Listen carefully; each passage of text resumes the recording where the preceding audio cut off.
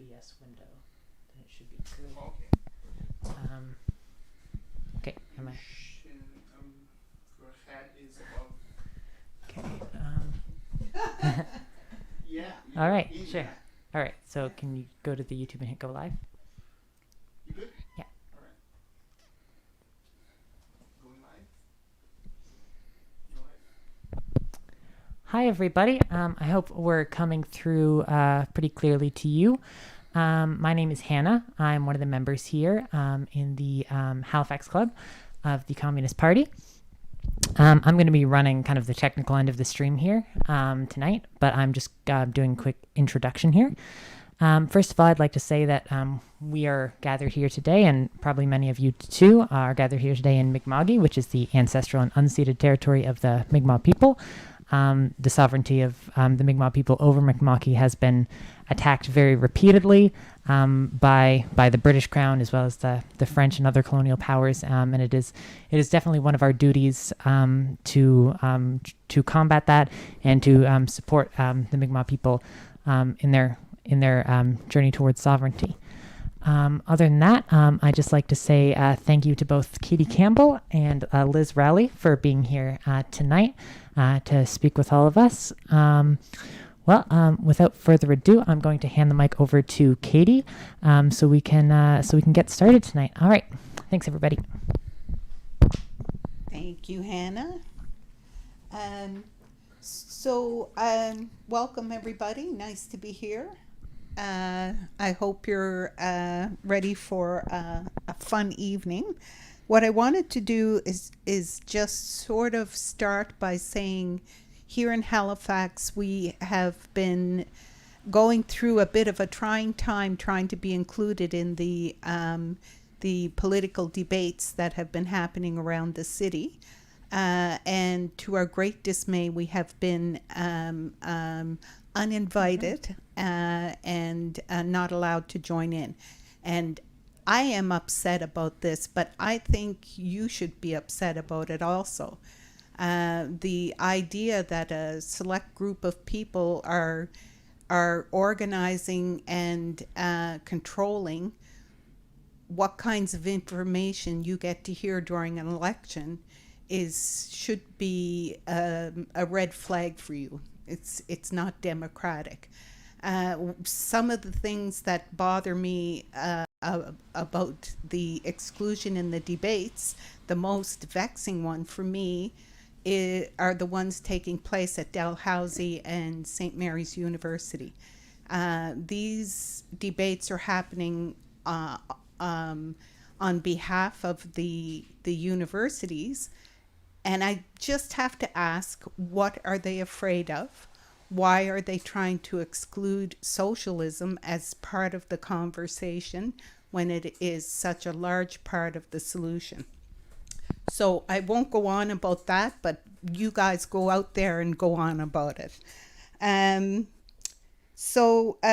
think tonight what we're going to do is make up for those little exclusions and try and cover some ground and answer some questions. I'm sure you have questions and comments.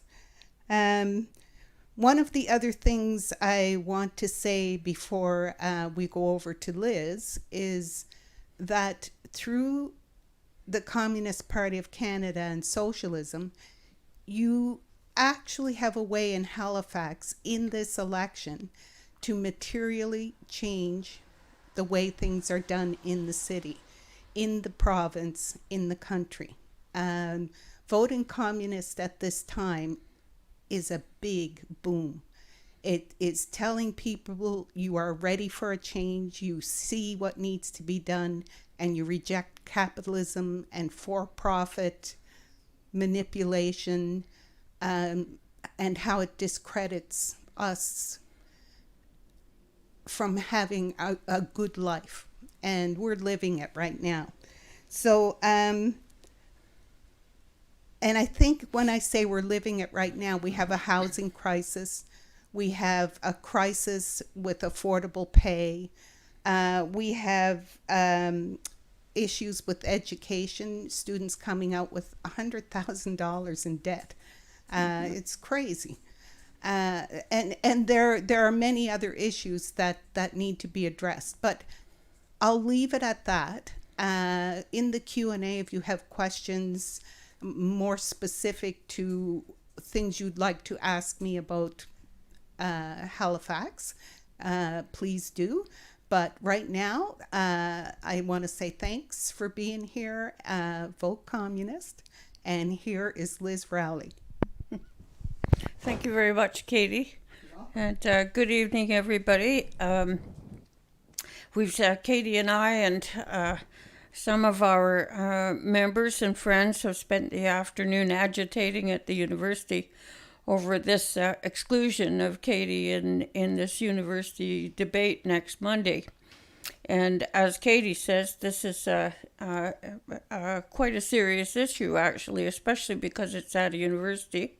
And universities are supposed to be places that specialize in debate and discussion and study and examination of political questions, scientific questions, theoretical, practical, etc.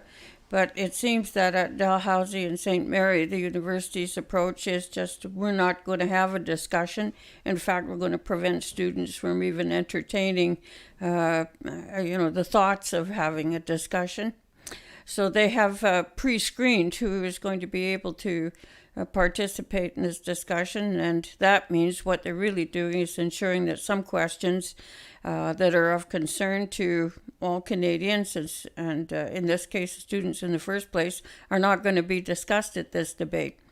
And so the kinds of things that I'm thinking of, for example, are the big issues of access to university and post-secondary education, which are really determined by cost, whether you have or your family has deep enough pockets in order for you to go to university, or whether you are willing to take on, as Katie said, $100,000 in debt if you're looking at a postgraduate degree, or maybe only $50,000 if you're looking at an undergraduate degree. So I don't think that there are going to be many other candidates who are going to be making the proposals that the Communist Party makes. We think that students, if they have the marks and if they have the interest, should be able to attend a post-secondary institution in the same way they attend secondary school or elementary school. You should be able to go, and there shouldn't be a price tag attached, and you certainly shouldn't have a huge debt accumulated that you are expected to pay back after you finish your education. We think that an educated workforce, an educated population is a benefit to the whole country, and so these things should be financed by the federal government. And actually, what is actually happening is the opposite. The federal government is systematically reducing the amount of money that it transfers for post-secondary education. At one point, it was 80% of the costs. It's now down to 30% in some cases. And it's the reason why Laurentian University, for example, in Sudbury, Ontario, is facing the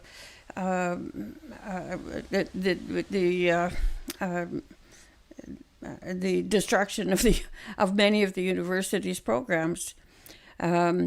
The situation that leaves universities in is they have to find the funds to run the university somewhere else. And so there are two places that universities have gone to. The first is students. And that is why tuition fees have increased and increased and increased. And for international students, it's exponential increases, so that only the very wealthiest international students are able to attend universities in Canada. And on the other hand, it is corporations. And universities are forced to go to corporations and to their alumni with begging bowls, asking them to please cough up some money, because otherwise this or that program will no longer exist. And that's why when you go to any university, or for that matter, any hospital, because it applies to hospitals too, where the name of this or that corporation or this or that wealthy individual is on the name of a building or the name of a hall or the name of something. And this is a hell of a way to run post-secondary education, and it's not sustainable. And students are the ones who pay the price, and also faculty and the people who work at universities. So we say enough is enough. Post-secondary education should be free in this country, as it is in other countries around the world that are a lot poorer, if you will, than Canada is. Canada is a rich country, and there's no reason why we can't do that.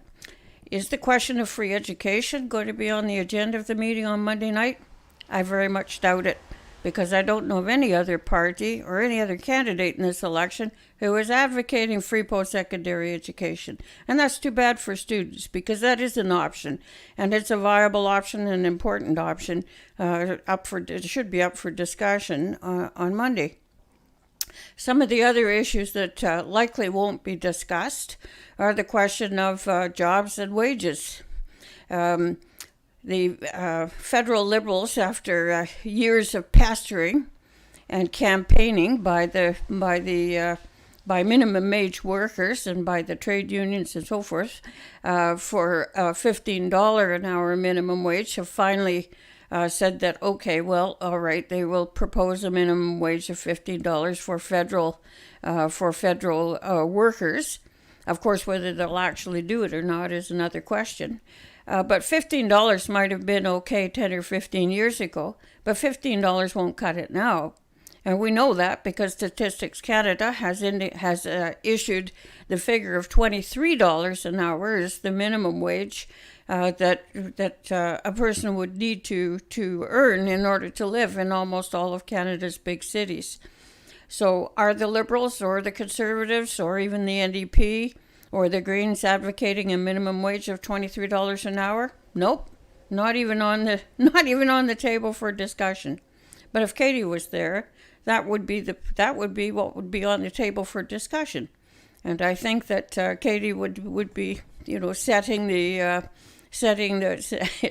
bar for the discussion on wages, which have been not just for young workers, but workers across the country. Wages have been stagnant or have fallen. Real wages have fallen over the last 30 years since the arrival of neoliberal politics in Canada, a neoliberal economic policy, which has seen wages stagnate and fall in terms of purchasing power.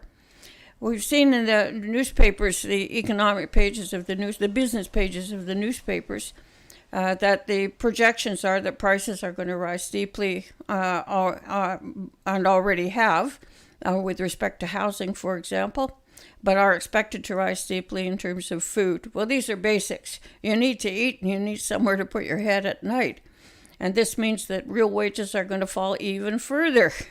And we are going to see, as a result, increasing poverty, increasing homelessness, and increasing struggles over these things. So Katie, if she was at the meeting, would put forward our views on these things. We want to see a recovery. In fact, we insist that a recovery, an economic recovery, has to mean rising wages, rising living standards, and rising employment. The country has to go back to work. And these are the essentials. And one of the ways to make sure that wages are not being eaten up is to address the issue of housing.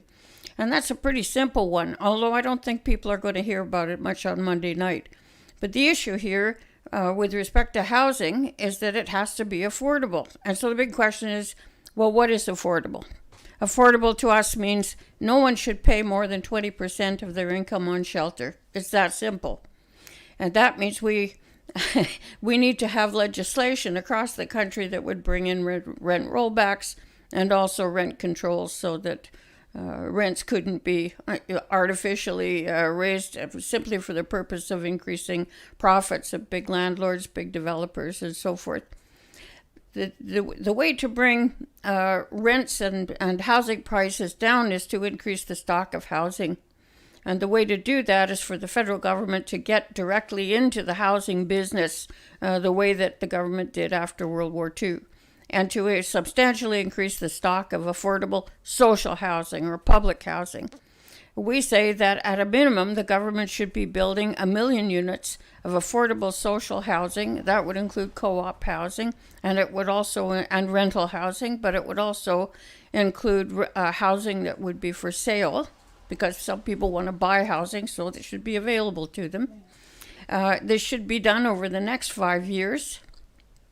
It would have the effect of putting pressure on the private market, so that housing prices and rents in the private market would be competing with the new housing being built in the public on the public side, and it would bring down housing costs on the private side as well. So these are obvious things. It's obvious to us, but this isn't likely going to be an option that's discussed on Monday night. And that's too bad, because students are going to be facing into the high costs of rents as students. And when they graduate, many people want to buy homes, but it's going to be very difficult for many people to buy homes in the future because of the vastly inflated price of housing that has put it beyond the reach of many people.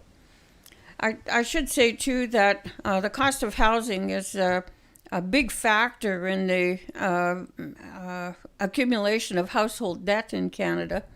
Canada has the highest level of household debt of any OECD country, and it was the one factor that economists were very concerned about before the economic crisis hit 2 years ago. They thought that the level of household debt in Canada was so great that it could tip Canada into an economic recession. And in fact, it was certainly a big contributor. But the levels of household debt have risen exponentially since then, as a result of the mass unemployment that occurred over the last 17 months. Last year, I'm sure many of you will remember, there were 7 million people who applied for CERB. And today, there are still 1 million people unemployed, and many more who are underemployed, who are working less than half of the hours that they worked before 18 months ago, before the economic crisis occurred. So without work, people are forced to, they go through their savings. Some are forced to sell their homes if they own their homes. They find themselves in a situation where they have to use their credit cards in order to pay basic bills, because they don't have the funds in order to do it. And so we are facing, once again, a massive levels of household debt and a massive crisis in terms of the growth of poverty, which is related to unemployment and very low wages that are being paid relative to prices and the cost of living in Canada today. So we think putting the country back to work is very important. We propose a number of measures that could be taken with respect to job creation, for example.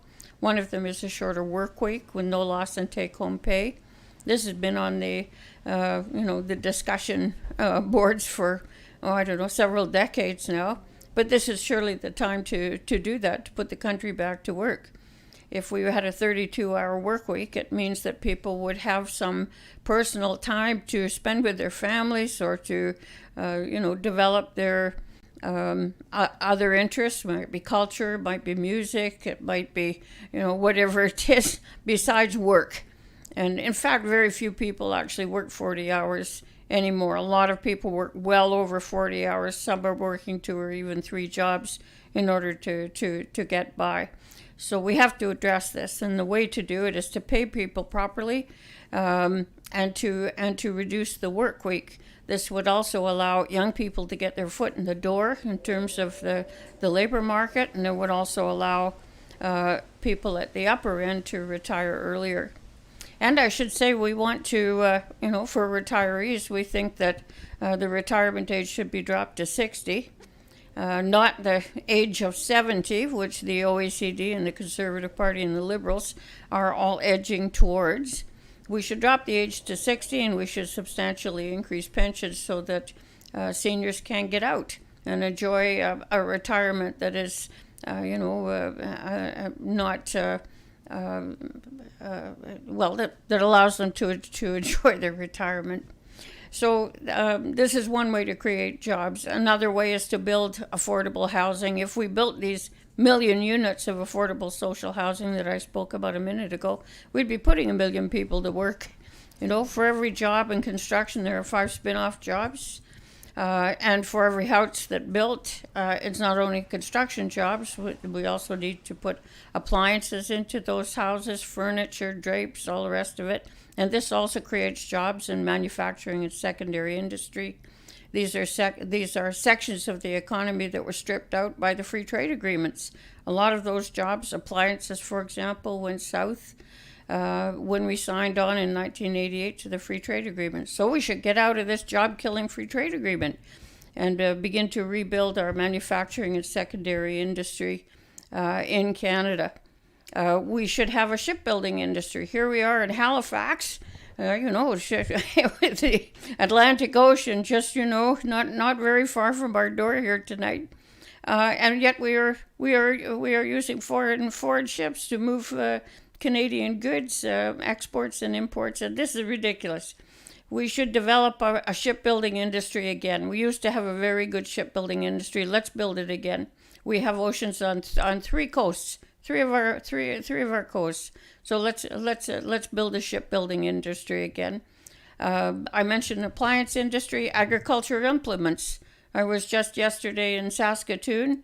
And what do there? They farm. But where do we get our agricultural implements? Not in Canada. We have to import them. And that's crazy as well.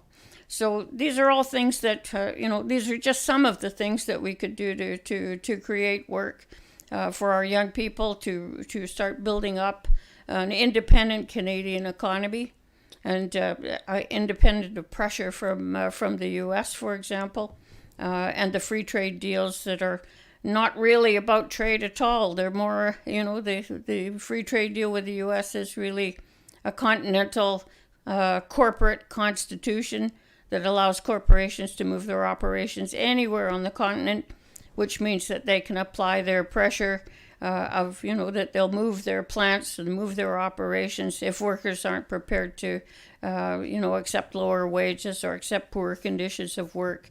If the areas that these plants are located in aren't prepared to make tax concessions and so on. This is a lousy way to run an economy, and we should say, no, we're not interested in doing that. We also should be looking at a trade policy that is based on fair trade, with a mutually beneficial trade with all countries, and not virtually unilateral trade that is not favorable to Canada with the U.S. 2 other things I'd like to mention very quickly, and then I'm going to throw this over to Katie again.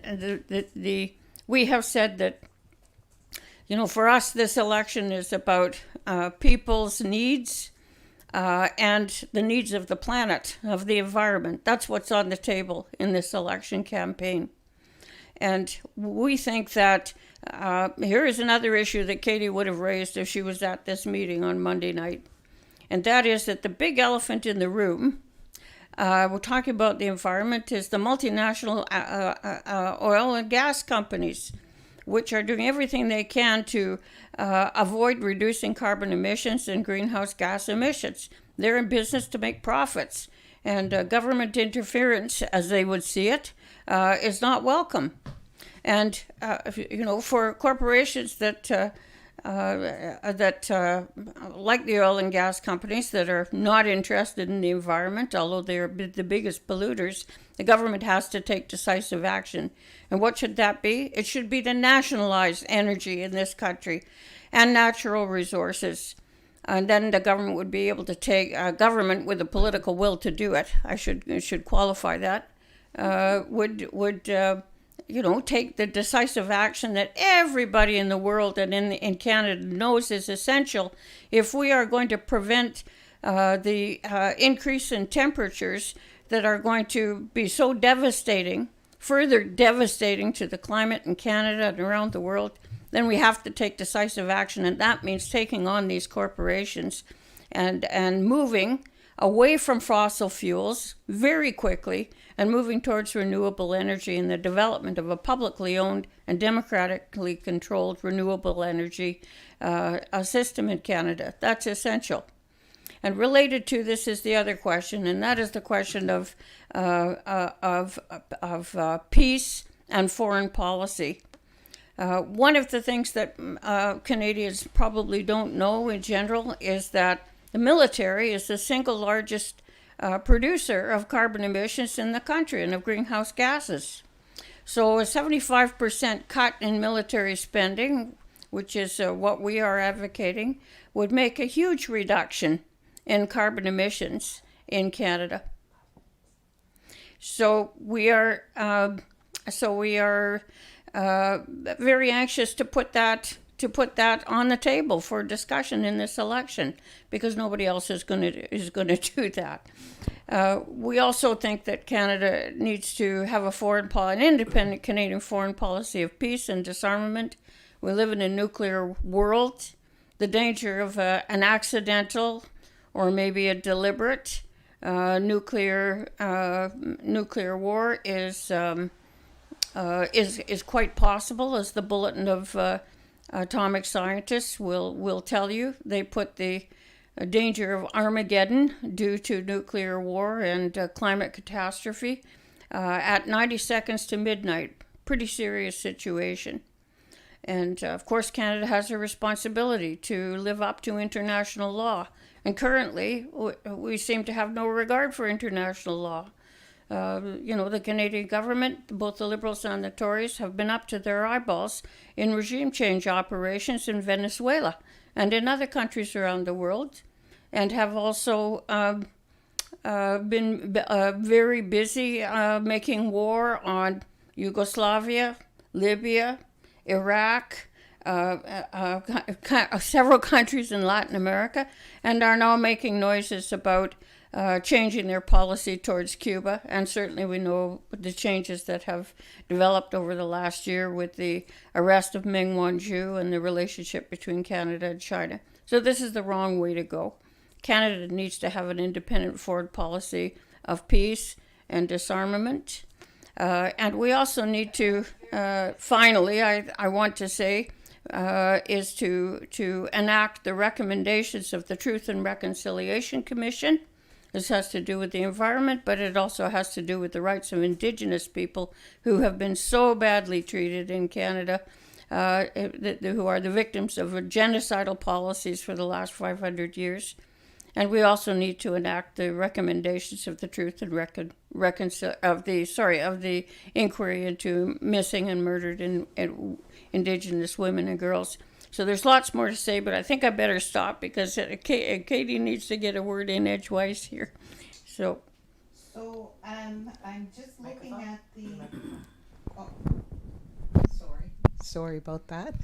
So I'm just looking at the questions, so we can go into the Q&A. Thank you, Liz. Sure. Thank you very much for that. I just want to say that everything is related. You can't do one thing without the other. And I think that as we move forward looking at socialism, it's all tied together. All the pieces work together. And I think the platform shows that. It's very, very good. So I'm going to go through the list here and see. So one of the first questions, sorry folks. I see comments, but I'm looking for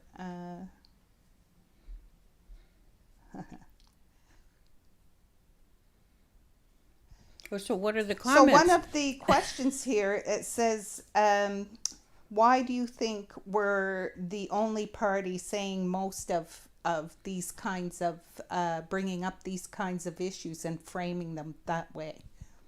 Mm-hmm. Do you want me to respond? Yes. Because we're a working class party. And we are, so our interest is in addressing the immediate and the long-term needs of working people. And all of these things, as you quite correctly said, Katie, are related. I can say to people who are watching that you can count on the Communist Party to advocate for working people under all circumstances. And that's why we are raising these issues, because they're urgent for millions of people. And we are demanding, advocating, but also demanding that the solutions, which are pretty obvious in some cases, like a national child care program, for example, which the Liberals have been promising for more than 30 years but never delivered. It is time. It is overtime. And so we are saying, yes, that it's overtime, but it's also something that working people are likely going to have to continue to fight for after this election. And you can count on the Communist Party to be there after the election too, because we're not only an electoralist party, we are a party that's active year round. And as Katie said, it's not just the immediate problems of working people, but we also talk about what is it that causes all of these problems, what's underneath all of this. And it's capitalism, and we are socialists, and we want to indicate to working people that we understand what is the problem underlying all these other problems, and what is the solution? Well, it's socialism, and that is the way to finally resolve some of these issues that just seem to drag on and drag on. You may want to comment on this too, Katie. Well, I think the thing that I want people to think about is that we have been asking for solutions for 30 years to some of these problems. Mm-hmm. 30 years for affordable housing, 30 years for better health care, and we get either nothing or worse. The slicing and the shaving of funding for health care, for example. And I know here in Nova Scotia, people have been on wait lists for years to get a doctor. That's not acceptable. So I think that those are the kinds of things you need to think about. How long has housing been a problem? How long has healthcare been a problem? How long has higher education been a problem?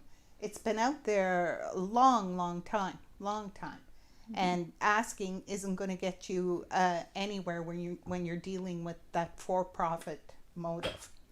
So I'm going to end that question and move on to the next. So you answer this, and I may or may not comment at the end. We'll okay, see. Sure. What's your policy for those who are living under the Persons with Disabilities Act? Would you increase or decrease monthly payments? Currently, the Housing Alliance is only $375 a month. Well, I think that's absolutely shameful. Yeah. I would say shocking, but unfortunately it's not shocking. It's well known, and apparently for the other parties, certainly for the Liberals and Tories, they think that's all right. They do. And so we don't think it's all right. And we know that people who are living on those kinds of very restricted incomes, they don't think it's all right either. And I think most people with a conscience would agree it's not acceptable. So what we advocate is a guaranteed annual livable income, which would allow people to live with dignity. So this means that people would not have to choose between food and drugs. They wouldn't have to be living in rooms because they can't afford apartments. And they might even be able, God forbid, to take a holiday once in a while, like everybody would like to. Yeah. So this is something the government can and should do, and it's obligation, and I think it's part of healthcare. Yeah. And I guess I'll say for Halifax, there are some very active voices in the city talking about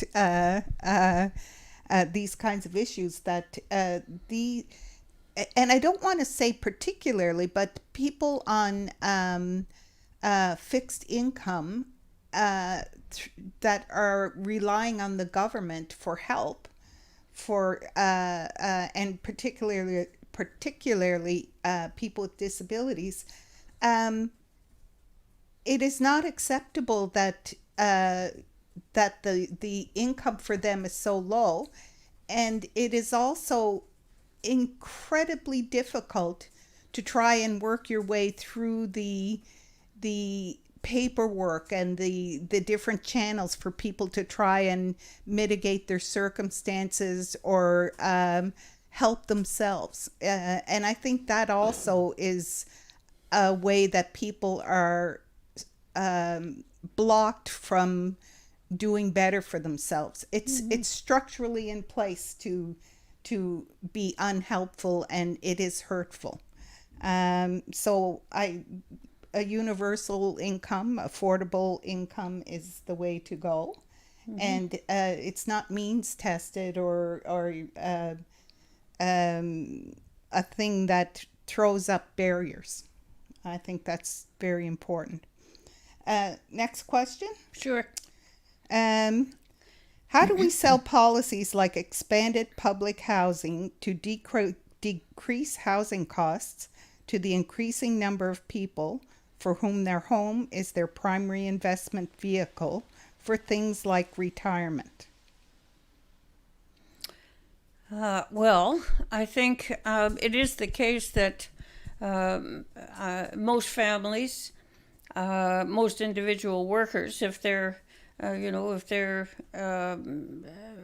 whatever wealth they accumulate during their working lifetime is very likely to be their homes if they're buying a home. And because the cost of housing is so expensive, people are anxious that they're able to hang on to some of that to pass on to their kids or their spouse if it should happen that they predecease them. So we think that housing is a right, and that everyone should have affordable housing, whether it's a house that they own or whether it's a house that they rent, or and that nobody should. I think I mentioned this earlier. Nobody should pay more than 20% of their income on shelter. So this housing shouldn't be seen as in the future that we want to see as the nest egg that you leave to your kids or you don't. If you don't own a house, that you aren't going to have much to leave to your kids. So we think that housing currently is very speculative, and of course big landlords are and developers and so forth are making a killing out of housing costs, and that needs to stop. In terms of, I think I've missed part of the question here. Can you just repeat? How do we sell policies like expanded public housing to decrease housing costs to the increasing number of people for whom their home is their primary investment vehicle for things like retirement? Well, I think on for people who are thinking, well, they're going to cash in their house not only for their kids but also to live on in retirement, and you're quite right. Many people feel that that's the only way to go. Well, the solution is to increase pensions, and Canadian pensions are unbelievably low. The maximum amount that the Canada Pension Plans pays out is $1,100 a month. So you can't even rent an apartment for that. So we say let's substantially increase the Canada Pension Plan, and let's drop the age to 60. And some people say, well, it's 60 now. Well, no, it's not. You can access some part of your pension at age 60, but if you do that, you are going to lose it'll be a permanent reduction in what you're able to collect. So we say, let's increase it substantially so that you can live on it, and you don't have to depend on savings to live on in your retirement. And also, let's drop the age to 60 so that you can afford to get out, before you're so old that you're not able to enjoy your life. So I think that's the way to, we shouldn't tie retirement security to the ownership of property. People have a right to retire and with some security. Yeah. The other thing I was going to say to that question, just a thing I think about, is that we saw people living in tents were violently thrown out of the tents and out into the street. We have seen the tiny houses that were built be destroyed and removed.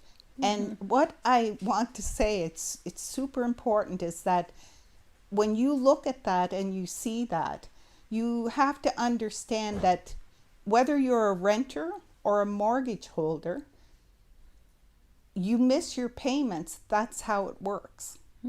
And there is no way to get away from that idea. You are no safer because you're a mortgage holder than you are if you're a renter or someone living in a tent. Capitalism has no tolerance for human frailty or the vexations of life, however you would like to look at that. And I think that goes part and parcel with that idea of pitching one against the other. It's not. Next question. Well, maybe I could just maybe a quick comment about this.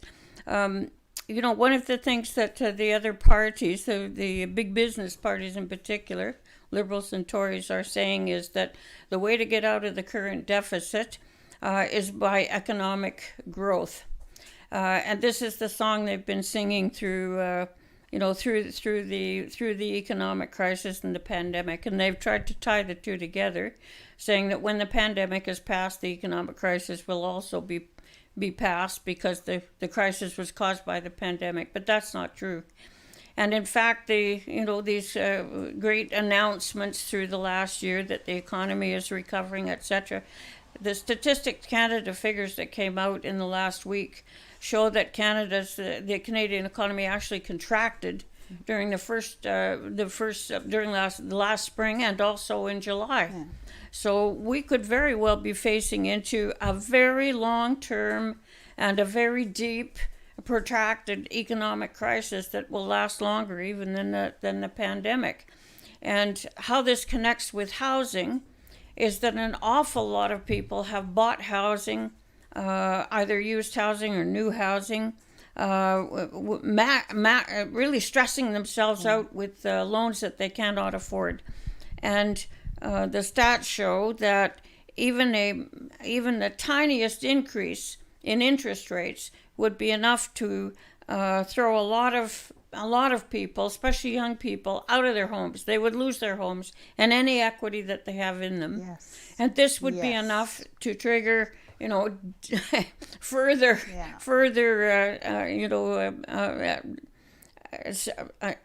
the catastrophe for many people in this economy. So the issue of housing is very much tied to the issue of how we're going to go about recovery, and the economy in general. And what the Liberals and Tories are saying just doesn't cut it. Not going to work. It's wishful thinking.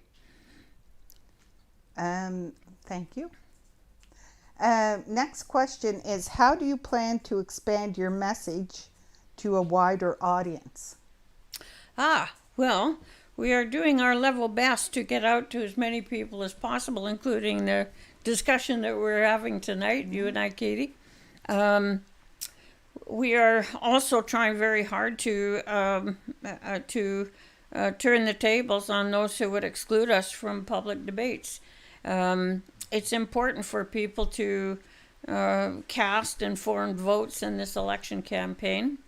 And for a lot of people, they go to the polls and they see on the ballot a whole list of names, and they say, "Who are these people?"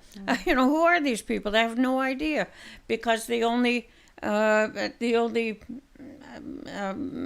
discussion that they've had been privy to during the election campaign is possibly the leaders' debates on television, which usually are 3 or 4 party leaders.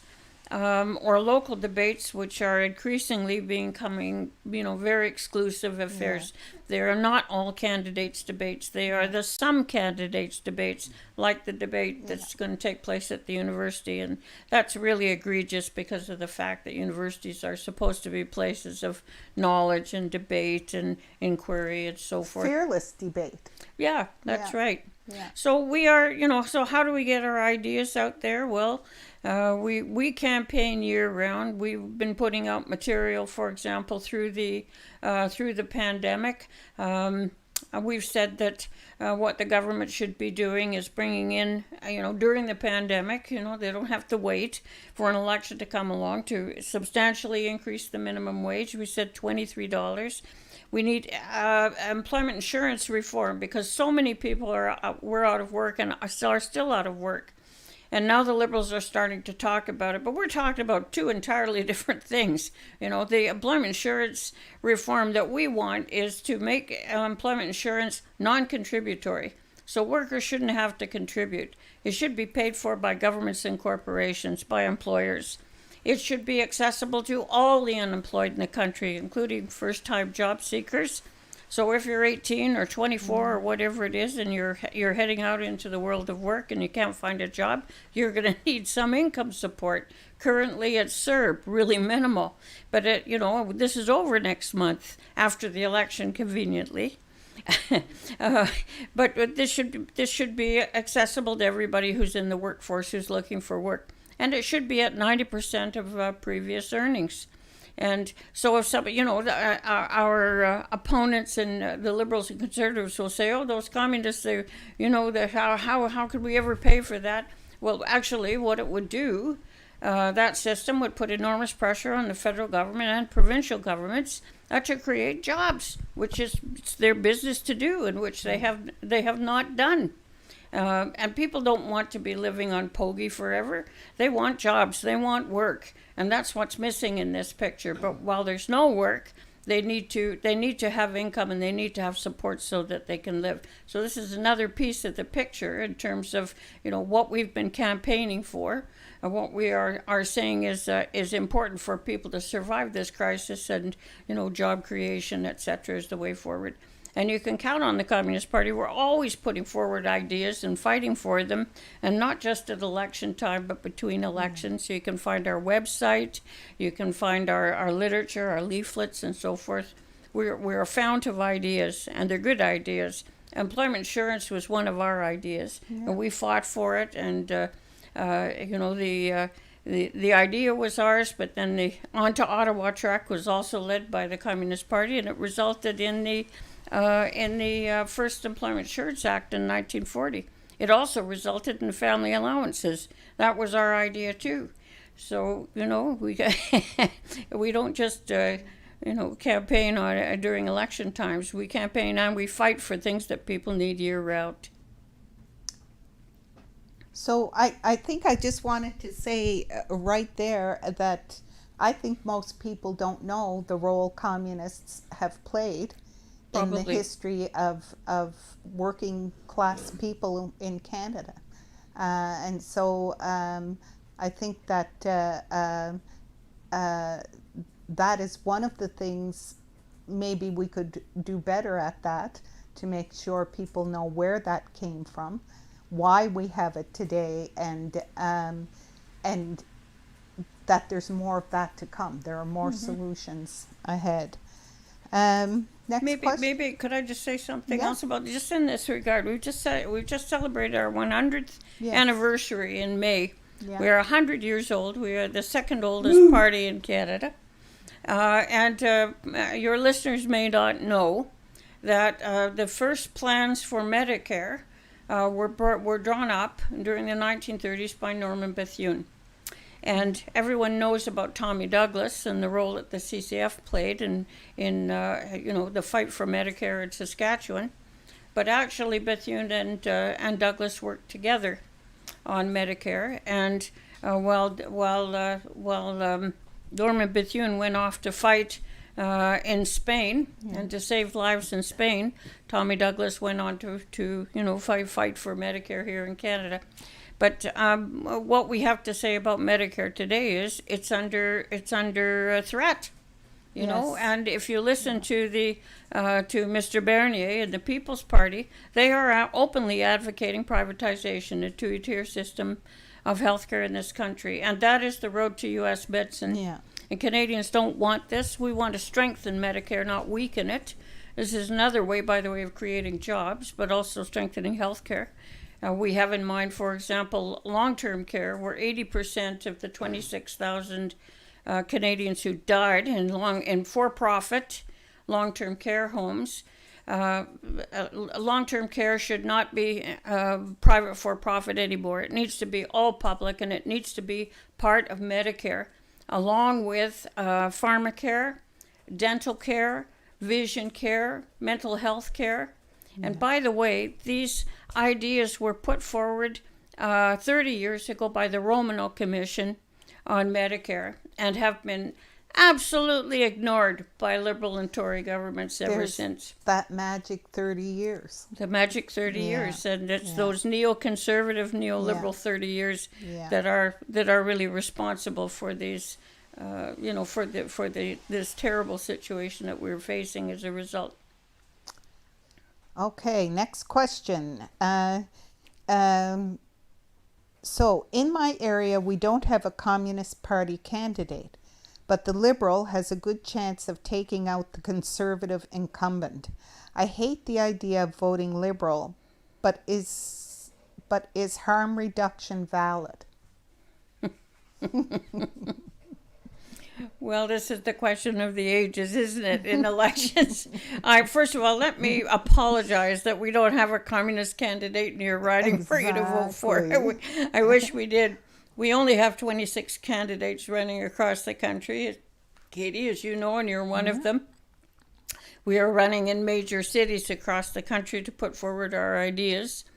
But we are also running to get elected, maybe not in this election, but down the road. We have elected communists before, by the way, both federally and provincially in Manitoba, Ontario, and some other places.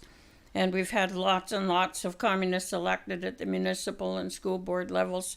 So this is not something that has never happened in Canada.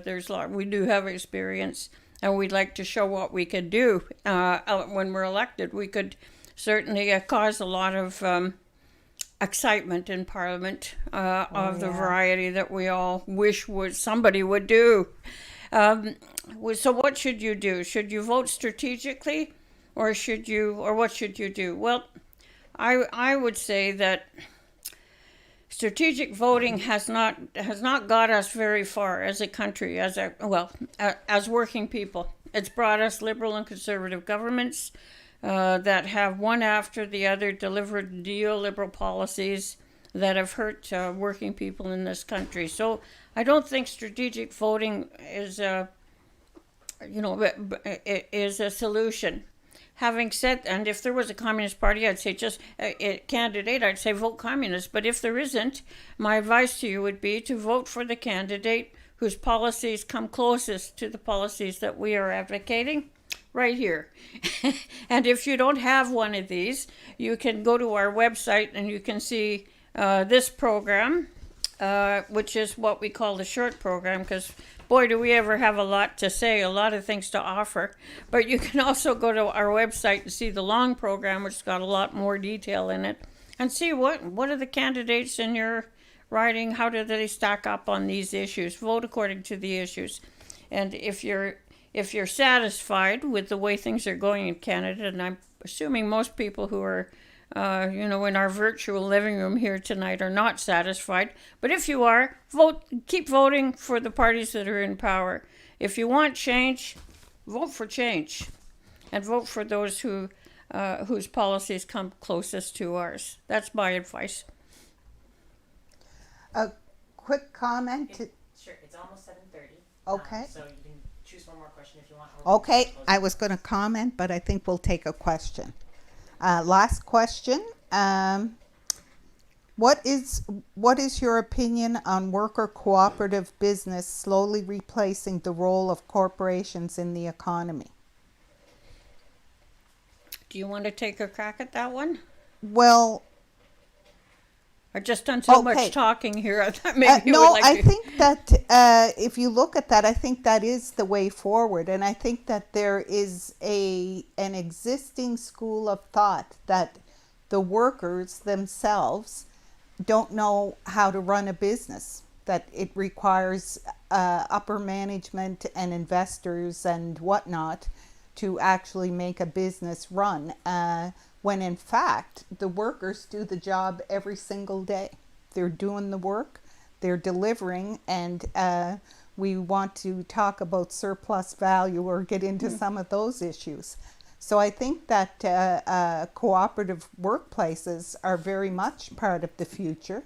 We don't see a whole lot of that, although we have some great examples here. The Glitter Bean is a nice example of that here in Halifax. So they were a coffee shop that was, the owner was going out of business. The workers took it over and they run it to this day. So, you know, and you look at the same notion of co-op housing. People do it every day. They run their housing co-ops. They figure things out. They learn and they deliver. So we don't really need the corporate structure. I think co-op works and cooperatism works. So I think it is. I think it is a future. You? Well, I think co-ops work in a small scale, but I think under capitalism, what co-ops very often get beat out by transnational corporations and monopolies, which have, you know, really can smother a small operation like a co-op. I'm thinking of the example of, this doesn't mean that co-ops are a bad idea. Don't misunderstand me here, but I think they function much better under socialism because they're not in competition with very powerful multinational corporations that can squash them. And I'm thinking in particular here of a worker co-op in Sault Ste. Marie, where it's a steel producing industry that got into some difficulties, and the owners wanted to get out, and the union, the workers said, well, can we take it over? Why? Because they were all going to lose their jobs, and they were trying to think of some way to hang on to their jobs. So they took it over, but they didn't have the capital that a big corporation would have, and as a result, they put their pension funds and every nickel that they could scrape together to make the thing float, and in the end, it went under and it was privatized. Now the same operation is doing very well as another big capitalist enterprise, and it got squashed. And everything that you said, Katie, is right. Workers don't need employers, bosses to tell them how to run an industry or do a job. They do it very well all by themselves every day. Yeah. And under socialism, this works. Under capitalism, not so much, because of they're competing against these transnational corporations. But we think that what we are advocating today in our program is the nationalization of the big banks and insurance companies. We want to see Air Canada, which has used to be a publicly owned corporation. It should be back as a publicly owned corporation. The taxpayers just paid $5.9 billion as a big bailout for Air Canada. And why did we do that? Because Brian Mulroney brought in Open Skies and privatized Air Canada, and pretty much predetermined the difficulties that Air Canada would be facing. by creating the conditions where it's, virtually impossible for a national airline to compete with, the transnational airline corporations. So we need to re-regulate the airline industry and public ownership of Air Canada and Bombardier again, Yeah. and others as well. So we also want to see big changes in transportation overall. It's time that Canada invested. This has to do also with climate change in mass public transit, and it should be free and it should be built in Canada. And we should be, building up industries that can build subways and build bullet trains and, build public transit. That's the way of the future. And that's what we fight for. But I don't think you're going to hear much of that on Monday night at that debate that Katie really should be at. She has so much to offer and so much to put out there for discussion. Make the call. Yeah, but they don't want to talk about those things, so they figure they just won't invite Katie. But, people who are here tonight, you can phone the university and tell them that you really object to what is happening. And I encourage you to do that. Katie can make a big contribution on Monday and at other debates as well. She can put these things on the table. Yeah. And this will make a very interesting election night. And it's going to be a dull night without her, I can tell you that. Katie, closing remarks? Well, I think overall I really enjoyed the discussion and I liked the questions. One of the things that I stuck on a little bit was to do with how we can spread the word and how we can, and the one about if we don't have a candidate, a Communist Party of Canada candidate. And I see those as related because I think if you want a Communist Party candidate in your riding, help make it happen. Mm-hmm. There's lots of help. There are ways to do it. And I think that's one of the things. And if you want people to know more about the Communist Party of Canada and socialism and social programs, read about it, talk about it, share your ideas. I think that's super important. And I did get a little stuck on that, is that it's not always what we can do. You guys can, you have the ability and the permission to act. Mm-hmm. So do it. Well, thank you very much for organizing this tonight. A very interesting evening. Yeah.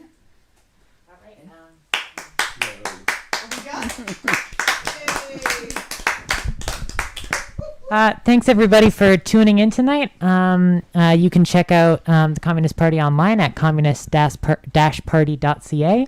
You can check out the Halifax Club on Twitter at CPC Halifax. Oh, I'm getting a phone call. Sorry. Oh dear. All right. Sorry about that.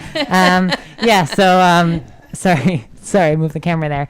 Yeah, so you can find our club online at CPC Halifax, the party on Twitter at Comparty Canada, the website votecommunist.com for our electoral platform. Thanks everybody for tuning in tonight. Thanks again to Katie and to Liz for all of their wise words this evening. Thanks everybody, and just make sure to get out and vote communist on September 20th. Have a good night. Thank you, Hannah.